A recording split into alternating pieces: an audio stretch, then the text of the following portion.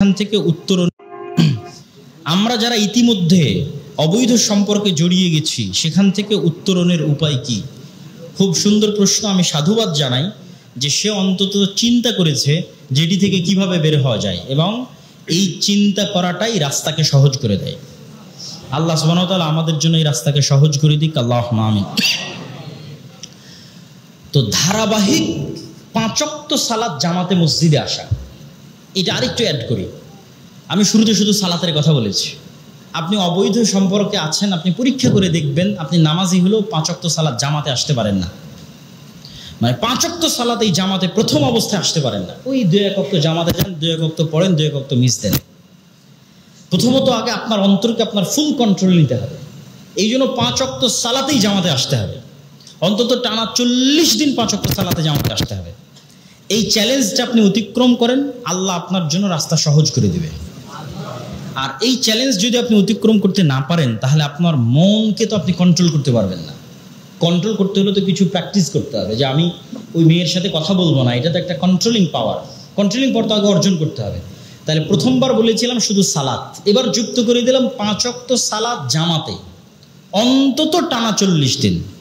এটা একটা যুদ্ধ, চ্যালেঞ্জ। এই চ্যালেঞ্জটা অতিক্রম করেন, আপনার জন্য আল্লাহ রাস্তা সহজ করে দিবে। আচ্ছা, আর আপনি নিজেকে এই বলে বুঝ দিবেন, এই বলে আপনি নিজেকে বুঝ দিবেন, নিজেকে কাজে ব্যস্ত রাখার চেষ্টা করবেন, প্রোডাক্টিভ রাখার চেষ্টা করবেন, পিতা মাতা দেশ ও জাতির জন্য কিছু করার চিন্তা রাখবেন। নিজেকে যত বেশি ব্যস্ত রাখবেন পড়াশোনা, কাজ ইত্যাদিতে, দেশ ও জাতির কাজে, ফ্রেন্ড সার্কেল যত ভালো হবে তত আপনি ওই ধরনের বিষয়গুলো থেকে আপনার জন্য বের হয়ে আসা সহজ হবে। আর নিজের মনের উপর কন্ট্রোল পাওয়ার বৃদ্ধি করতে হবে।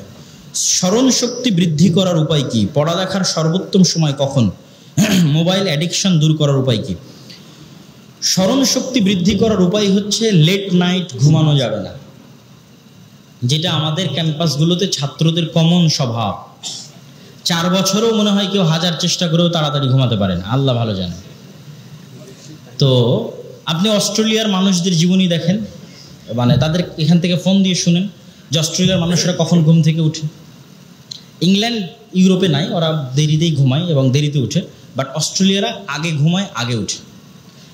এবং পৃথিবীতে যারা ধনী ব্যক্তি আছে, শ্রেষ্ঠতম ব্যক্তি আছে, উদ্যোক্তা আছে, তাদের জীবনী গুগলে সার্চ দিয়ে পড়েন তারা কখন ঘুম থেকে উঠে। সবচেয়ে বেশি বরকতময় সময় আল্লাহ এই উম্মতের জন্য সকালে রেখেছে, ফজর এবং ফজরের পরে রেখেছে। আপনার ব্রেইন এই পরিমাণ শার্প, অ্যাক্টিভ, প্রোডাক্টিভ ফজরের পরে থাকবে। এই পড়া আপনি ফজরের আধা ঘন্টা করতে পারবেন, ওই পড়া গভীর রাতে 3-4 ঘন্টা কঠিন আছে। এই জন্য স্মৃতিশক্তি বাড়ানোর জন্য অবশ্যই তাড়াতাড়ি ঘুমাতে হবে, তাড়াতাড়ি ঘুম থেকে উঠতে হবে, এবং এটিকে যে কোনো মূল্যে বাস্তবায়ন করার চেষ্টা করতে হবে। আর অসংখ্য